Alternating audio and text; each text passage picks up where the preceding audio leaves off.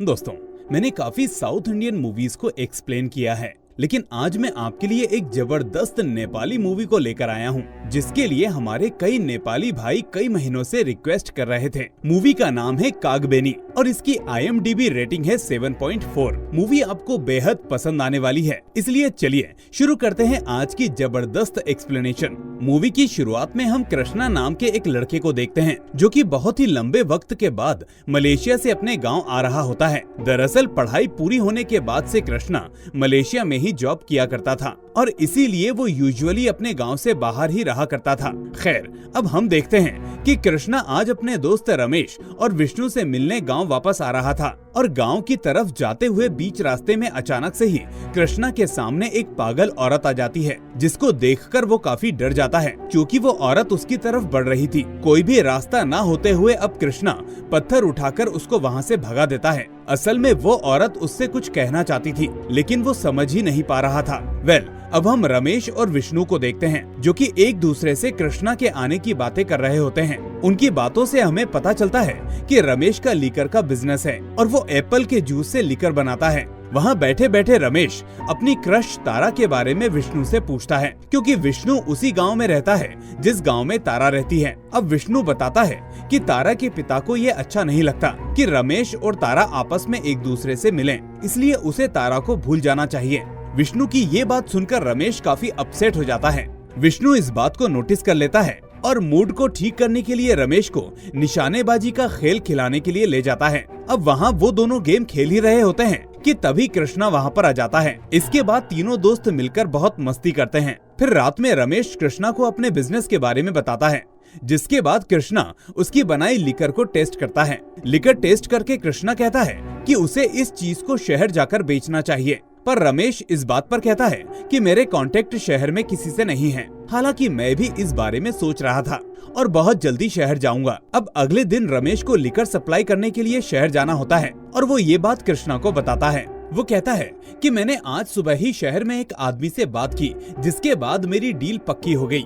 ये सुनकर कृष्णा बहुत खुश होता है और वो दोनों साथ में शहर के लिए निकल जाते हैं। लिकर सप्लाई करने में दोनों को लगभग शाम हो जाती है और फिर ठंड पड़ने की वजह से दोनों आग जलाकर वहाँ बैठ जाते हैं और बातें करने लगते हैं। इस बीच अचानक एक अघोरी बाबा वहाँ पर आ जाते हैं और कृष्णा ऑब्जर्व करता है कि उन बाबा को भी ठंड लग रही है, इसलिए वो अपने बैग से एक ब्लैंकेट निकालकर उनको दे देता है और अपने साथ आग के पास आकर बैठने के लिए बोलता है। ये सुनकर वो बाबा खुश हो जाते हैं और वो कृष्णा से कहते हैं कि मैं तुम्हें वैसे तो कुछ नहीं दे सकता, लेकिन मेरे पास एक चीज है जो तुम्हारे बहुत काम आएगी। इसके बाद बाबा अपने कपड़ों से एक बंदर का कटा हुआ हाथ निकालकर उसे दे देते हैं। देते हुए वो बताते हैं कि ये हजारों साल पुराना एक बंदर का हाथ है, जो काफी पावरफुल और मैजिकल बंदर था और इसके हाथ से जो कोई भी विश तुम मांगोगे वो पूरी हो जाएगी। अब ये सारी बातें वो दोनों ध्यान से सुन ही रहे होते हैं कि तभी रमेश के जो पेट्स होते हैं वो बाहर से अचानक काफी ज्यादा शोर करने लगते हैं, इसलिए रमेश वहाँ से बाहर चला जाता है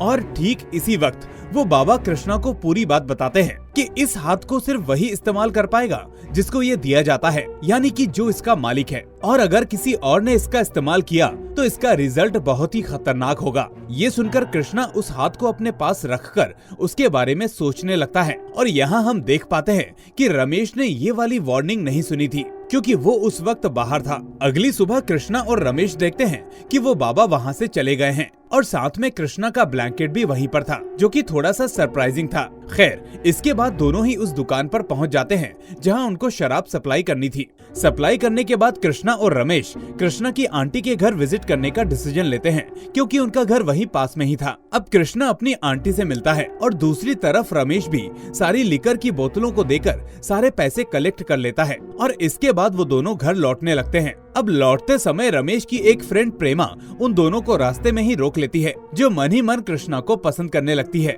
अब वो उन दोनों को अपने घर पर ही रेस्ट करने का बोलती है, इसलिए वो दोनों वहीं पर रुक जाते हैं, जिसके बाद तीनों के बीच में काफी बातें होती हैं और इसी दौरान कृष्णा बताता है कि उसकी शादी होने वाली है और अभी उसकी फैमिली लगभग शादी को फाइनल कर चुकी है। वो बताता है कि उसके पास लड़की का फोटो भी है। फिर जब कृष्णा उस फोटो को रमेश के सामने रिवील करता है तो रमेश के होश उड़ जाते हैं, क्योंकि वो फोटो किसी और का नहीं बल्कि तारा का था, जिसे रमेश पसंद किया करता है। हम देखते हैं कि रमेश इस चीज से एकदम ही टेंशन में आ जाता है। इसकी वजह ये थी कि रमेश को पता था कि वो एक मिडिल क्लास फैमिली से है, जबकि कृष्णा के पास पैसा भी है और विदेश में जॉब भी। इसलिए अगर तारा के घर वालों से बात की भी जाए तो सभी लोग रमेश की जगह कृष्णा को ही चुनेंगे। अब बातों ही बातों में प्रेमा कृष्णा से कहती है कि वो तारा को जानती है और वो उनके नजदीक के दूसरे ही गाँव में रहती है। लेकिन साथ ही साथ हम ये भी देख पाते हैं कि प्रेमा को कृष्णा काफी अट्रैक्टिव लग रहा था और इस चीज का कृष्णा भी पूरा फायदा उठाता है और वो उसके साथ फ्लर्ट करने लगता है। पर रमेश वैसे ही काफी स्ट्रेस में था, इसलिए वो कृष्णा को घर चलने के लिए कहता है।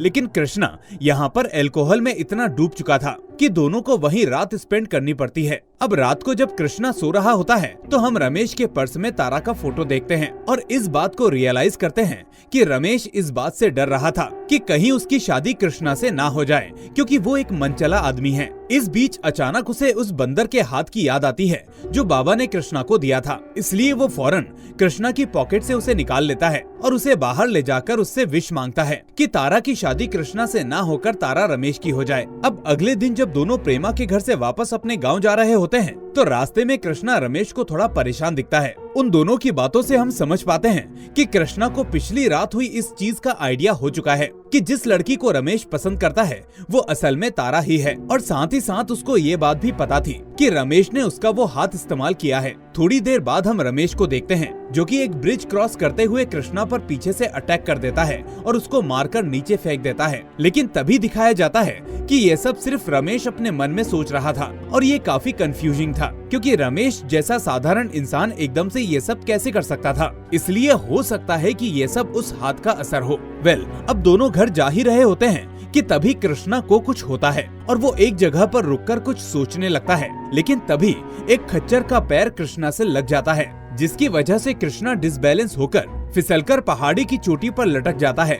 ये देखकर रमेश एकदम से घबरा जाता है और वो कृष्णा को बचाने के लिए एक रस्सी लाकर उसके पास फेंकता है। अब कृष्णा उस रस्सी को पकड़ लेता है और रमेश उसे ऊपर खींचने की कोशिश करता है, लेकिन पता नहीं क्या होता है कि रमेश या तो उस रस्सी को छोड़ देता है या फिर वो रस्सी अपने आप उसके हाथ से फिसल जाती है। एक सेकंड बाद देखने पर बिल्कुल ऐसा लग रहा था कि जैसे रमेश नहीं चाहता था कि कृष्णा जिंदा रहे, और होता भी ऐसा ही है। कृष्णा वहीं पर मारा जाता है और इस सीन के दौरान बैकग्राउंड में हम उसी पागल औरत को देखते हैं जो कि शुरुआत में कृष्णा से मिली थी, और उसके एक्शन से हमको ऐसा एहसास होता है कि जैसे उसे इस चीज का आइडिया हो कि उनके साथ में क्या हुआ था। खैर, अब यहाँ से सीन शिफ्ट होता है और हमें 9 साल के बाद का सीन दिखाया जाता है, जहाँ पर हम वरदान नाम के एक बच्चे को देखते हैं जो कि आज स्कूल में अपना होमवर्क करके नहीं आया था और इसीलिए उसके टीचर ने उसको बाहर खड़ा किया हुआ था। अब यहाँ हमें पता चलता है कि वरदान किसी और का नहीं बल्कि रमेश और तारा का ही बेटा है। यानी रमेश ने उस हादसे के बाद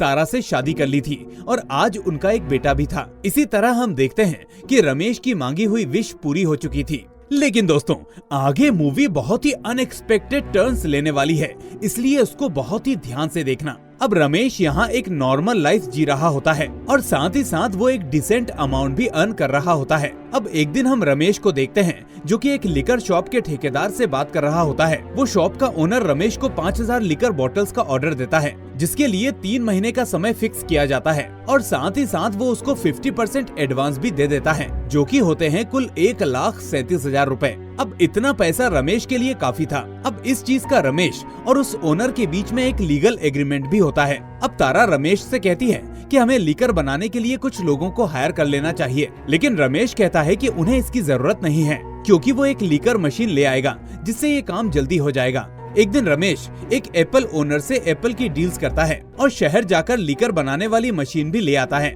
जिसके बाद रमेश और तारा मिलकर अपनी पूरी मेहनत से लिकर बनाने लगते हैं। फिर सब कुछ सही चल रहा होता है कि एक दिन रमेश को बहुत ही बड़ा झटका लगता है। एक रात रमेश बहुत ही अनएक्सपेक्टेड सी चीज देखता है। वो देखता है कि उसके घर पर कृष्णा आया हुआ है। रमेश उससे पूछता है कि तुम बच गए। इस पर कृष्णा कहता है कि क्या तुमको भी यही लगता है कि मैं मर गया हूँ। इसके बाद दोनों बातें करने लगते हैं और यहाँ पर बातों ही बातों में कृष्णा के चेहरे पर ये चीज साफ झलक रही थी कि उसे इसका आइडिया था कि जो भी हादसा उसके साथ हुआ उसमें कहीं न कहीं रमेश का बहुत बड़ा हाथ है, क्योंकि अगर रमेश चाहता तो वो उसको बचा सकता था। इसलिए कृष्णा रमेश को बार बार उसी हाथ की याद दिला रहा था। इस बीच वहाँ पर तारा भी आ जाती है जिससे कृष्णा अपने बैग से सिगरेट निकालने के लिए कहता है। अब तारा उसके बैग के अंदर जैसे ही हाथ डालती है तो वो डरकर अपने हाथ को बाहर निकाल लेती है और उसके साथ ही वही हाथ भी बाहर आ जाता है। अब कृष्णा तारा को ये बताता है कि इसमें डरने की बात नहीं है, ये तो उसका बंदर वाला हाथ है जो कि उसकी सारी विशेष को पूरा कर सकता है।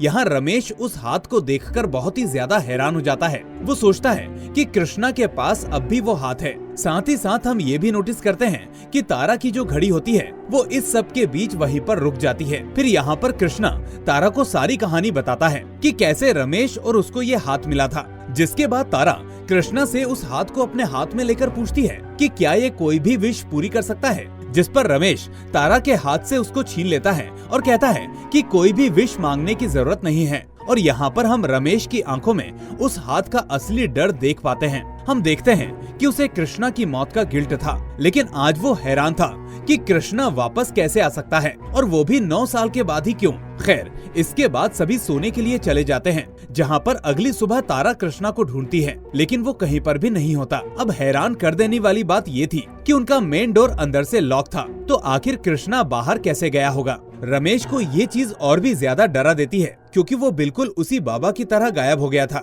अब रमेश उस वक्त काफी डरा हुआ तो था ही, लेकिन उसके ऊपर अब एक नई मुसीबत आने वाली थी। रमेश ने जो 5000 बॉटल्स की डील की थी, उसमें से उसने अभी तक सिर्फ 500 ही बनाई थी और अगली बोतल बनाने के लिए उसको एप्पल्स की जरूरत थी, लेकिन उन एप्पल्स को बड़ा होने में अभी 1 महीने का समय लगने वाला था, इसलिए रमेश कुछ नहीं कर सकता था। पर इससे भी बड़ी दिक्कत का आना बाकी था, क्योंकि इसी दौरान एक रात बहुत ही तेज तूफान आ जाता है, जिसकी वजह से कोई भी उस रात अपने घर से बाहर नहीं निकलता। फिर रमेश जब सुबह अपने एप्पल्स को देखने जाता है तो उसको पता चलता है कि सारे के सारे सेब पकने से पहले ही गिरकर सड़ चुके हैं, जिस वजह से अब उनका जूस नहीं बनाया जा सकता। और साथ ही साथ उसके पास बची हुई बॉटल्स को सप्लाई करने के लिए सिर्फ 1 ही हफ्ता बचा था।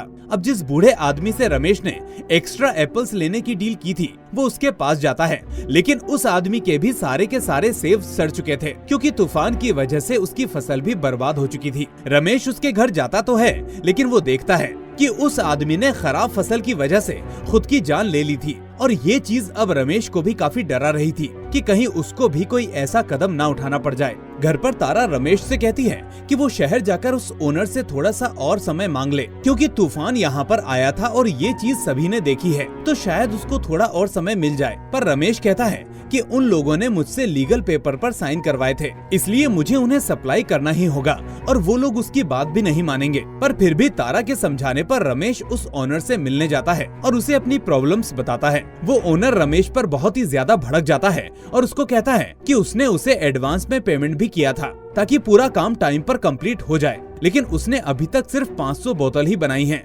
जिसके बाद वो उसे 1 और हफ्ते का समय दे देता है। खैर, अब रमेश दिन रात इसी टेंशन में रहता था कि वो कैसे 2 हफ्तों में 4500 बोतल्स को बनाएगा। लेकिन दोस्तों, यहाँ उसके साथ इससे भी ज्यादा कुछ बुरा होने वाला था। अब एक रात तारा घर की इस हालत से बहुत ही ज्यादा टेंशन में आ जाती है और वो उस बंदर के हाथ को रमेश से छुपाकर घर से बाहर लेकर जाती है, जो कि कृष्णा ने जाते समय उनके घर में ही छोड़ दिया था। अब तारा उस हाथ से विश करती है कि उनकी जो भी प्रॉब्लम्स हैं वो सब खत्म हो जाएं। यानी बेसिकली उनकी जो लिकर की भी प्रॉब्लम्स हो रही हैं वो सॉल्व हो जाएं। लेकिन होता है इसका उल्टा, क्योंकि उसने यहाँ पर एग्जैक्ट विश नहीं मांगी थी। और दूसरा, हम जानते हैं कि उस हाथ के ओनर के अलावा कोई और विश करेगा तो यहाँ कुछ न कुछ गड़बड़ जरूर होगी। अब अगली सुबह रमेश का दोस्त विष्णु भागते हुए उसके घर पर आता है और तारा को बताता है कि उनका बच्चा वरदान इस दुनिया में नहीं रहा। वो बताता है कि खेलते समय उसके ऊपर एक ट्रैक्टर आ गया था, जिसके बाद सभी गांव वालों ने मिलकर वरदान को ट्रैक्टर के नीचे से निकाला, पर तब तक उसकी मौत हो चुकी थी। तारा वरदान की बॉडी को देखकर पागल जैसी रोने लगती है। अब इस हादसे से रमेश और तारा को बहुत ही बड़ा झटका लगता है और दोनों की हालत बिल्कुल डिप्रेशन वाली हो जाती है। लेकिन इसी बीच वो ओनर गांव वालों से बातें करके ये फैसला करता है कि रमेश को अब 1,37,000 नहीं बल्कि 1,50,000 रुपए देने होंगे, क्योंकि उसका ऑर्डर पूरा नहीं हुआ और अब वो पूरा करने की हालत में भी नहीं है। इस वजह से ओनर का जो नुकसान हो रहा है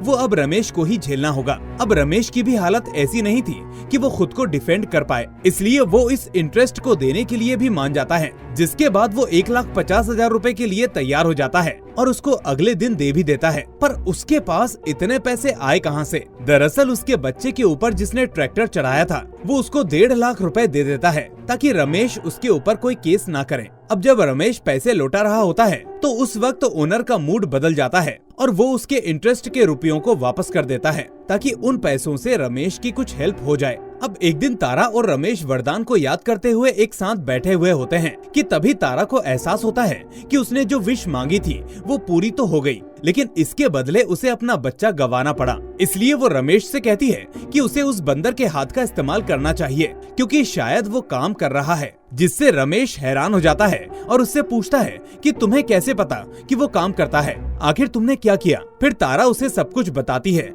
और रमेश को पता चलता है कि तारा ने ये चीज इस्तेमाल कर ली थी और उसी वजह से शायद वरदान की मौत हुई है। अब रमेश तारा को सब कुछ सच बता देता है कि उस समय जब कृष्णा से वो मिला था तो उसने उसका इस्तेमाल किया था और आज वो जो कुछ भी फेस कर रहा है ये उसी की वजह से हो रहा है। वो सब कुछ बताता है कि कैसे उसके मन में कृष्णा के लिए गलत चीजें चल रही थी और ना चाहते हुए भी पता नहीं कैसे उसका दिमाग फिर गया और उसने कृष्णा की मदद नहीं की, जिसका गिल्ट उसे आज तक है। लेकिन तारा रमेश की बात नहीं मानती और उसी वक्त उस हाथ का इस्तेमाल करते हुए विश मांगती है कि उसका बेटा वरदान वापस आ जाए। उसकी ये विश जैसे ही उसके मुंह से निकलती है ठीक तभी उनके घर के दरवाजे पर किसी के नॉक करने की आवाज आती है। तारा को लगता है कि उसका वरदान वापस आ चुका है, इसलिए वो सीधे ही दरवाजा खोलने के लिए चली जाती है। लेकिन पीछे से रमेश विश करता है कि उन्हें अपना बेटा नहीं चाहिए, जिसके बाद वो नॉकिंग अचानक से रुक जाती है और रमेश तारा को पकड़कर दरवाजे को वापस से लॉक कर देता है। इसके बाद तारा वरदान को याद करते हुए बहुत ही तेज रोने लगती है, लेकिन रमेश तारा को शांत करके उसे सुला देता है और बाहर जाकर उस हाथ से विश करता है कि वो उसको अब कभी भी यूज नहीं करेगा और उसका कोई भी इस्तेमाल नहीं होगा। वो कहता है कि अगर वो कभी उसको दिख भी जाए तो वो भूल जाए कि आखिर ये चीज क्या है और इसका इस्तेमाल क्या है, और ऐसा कहते ही वो उस हाथ को दूर फेंक देता है। अब इन सब सीन्स के दौरान हम बीच बीच में उसी पागल औरत को देख पाते हैं जो ठीक उसी वक्त एग्रेसिव हो जाया करती थी जब कोई उस हाथ से विश मांगता था। यानी यहाँ उसका कोई ना कोई कनेक्शन उस हाथ के साथ शायद जरूर था, जिसे मूवी में एक्सप्लेन नहीं किया गया है। इसलिए स्टार्टिंग में वो कृष्णा को इसी चीज को करने से रोकना चाहती थी, लेकिन अगले सीन में हम देखते हैं कि रमेश ने जैसे ही उस हाथ को फेंक दिया था तब वरदान की स्पिरिट उसको उठाकर गायब हो गई थी। मेरे ख्याल से स्टार्टिंग में जो अघोरी बाबा था वो भी ऐसा ही था और शायद उसी तरह वरदान की स्पिरिट भी कहीं और जाकर इस हाथ को किसी और को दे देगी और वहीं ये हाथ भी जरूर श्रापित है। और स्पिरिट के हाथ उठाते ही वो औरत भी अचानक से शांत हो जाती है क्योंकि उसको दिख गया था कि एक फैमिली जितनी बर्बाद होनी थी बर्बाद हो चुकी है। अब एंडिंग सीन में हम उस औरत को एक जगह पर बैठा हुआ देखते हैं, जिसके बाद वो आराम से उठकर वहाँ से चली जाती है। शायद इसका मतलब ये था कि उस औरत का पागलपन भी ठीक हो गया था और इसी मूवमेंट के साथ होता है इस मूवी का दी एंड। तो दोस्तों, आपको ये मूवी कैसी लगी मुझे कमेंट करके जरूर बताएं। इस मूवी का कॉन्सेप्ट साफ समझाता है कि कभी भी खुद के लिए सेल्फिश नहीं होना चाहिए क्योंकि इसका रिजल्ट कभी भी अच्छा नहीं होता। तो दोस्तों, इस वीडियो को लाइक और चैनल को सब्सक्राइब करना मत भूलना। अब मैं मिलूंगा आपसे अगली ऐसी ही शानदार मूवी के साथ। Till then take care and thanks for watching.